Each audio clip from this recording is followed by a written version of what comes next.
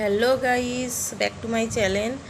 তো আজকে আমাদের না রান্না পুজো। তো সকালবেলা স্নান টান করে কাজকর্ম সেরে একেবারে বসে পড়েছি। তো তো তোমাদের দাদাভাই সবজি বাজার করে এনেছে আর মাছ এনেছে। রান্নার দিনে ওইগুলো হচ্ছে মাস্ট সকালবেলা আনতে হয়, কারণ আগের দিনে নিয়ে এলে না শুকিয়ে যায়।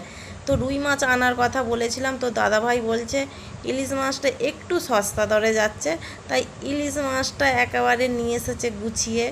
তো আমরা তো সেই রকম মানে বোনও আসবে না, ভাইকেও বলেছিলাম ভাইও আসবে না, মা আর আমার একটা দিদি আসছে। তো যাই হোক, ইলিশ মাছটা এনেছে, আর কিছু করার নেই। তো এইগুলো দিয়ে আবার বাজারে গেছে, তো ফল টলগুলো নিয়ে এসেছে, আরও কিছু বাজার পান টান আরে বাকি ছিল, তো আনতে গেছে। তো মাও এসে এখনও পর্যন্ত পৌঁছায়নি। আমার তো দেখেই মাথায় হাত যে কখন কাটবো বাজবো। আর একটা ক্যামেরা ধরারও মানে আমার সঙ্গে কেউ সাথ দেয় না। আমার ছেলেটা এখন তো কথাই শোনে না, তাই মাছ বাছতে বসে বললাম, আর ঝিমঝিম করে বৃষ্টি এসে যাচ্ছে। তো উঠানে যদিও বসেছি, তো মাছগুলো ভাবছি আগে এইভাবে কেটে নিয়ে ধুয়ে নিয়ে তারপর পিস পিস করব।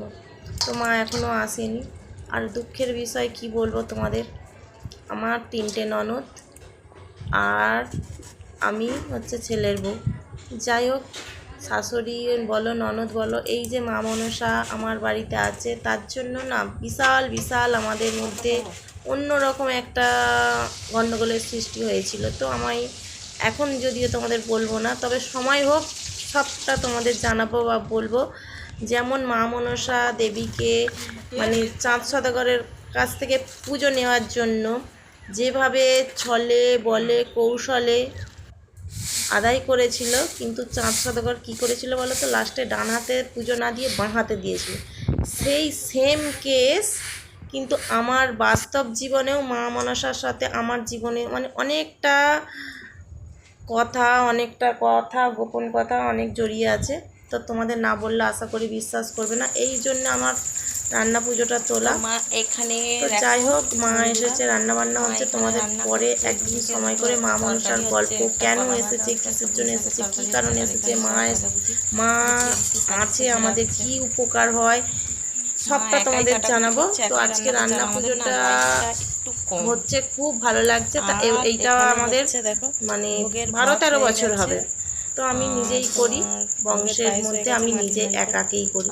তো আমাদের খুব খুব ভালো লাগে নিজে হাতে জোগাড় করা, রান্না করা।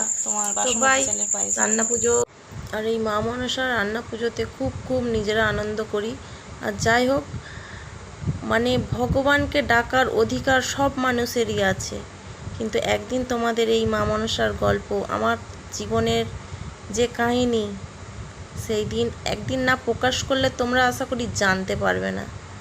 সময় হোক পুরোটা তোমাদের শোনাবো। ভালো থাকবে সবাই।